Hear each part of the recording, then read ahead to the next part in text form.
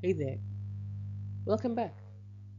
In today's lesson, we'll learn how to check if a string is an absolute URL using JavaScript. This involves regular expressions, a super handy tool for pattern matching.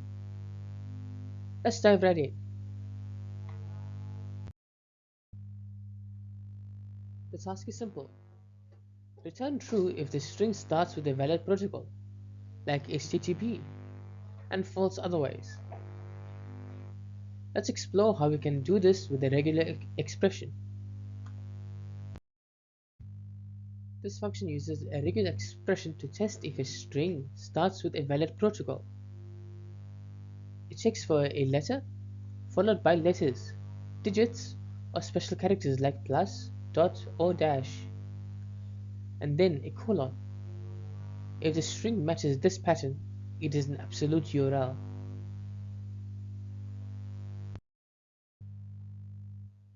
This table outlines the flow. Construct the regex, test it on the input string, and return the result. Each step is compact yet powerful.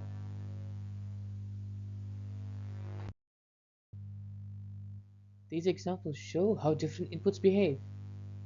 Only those starting with a valid scheme, followed by a colon, pass the test.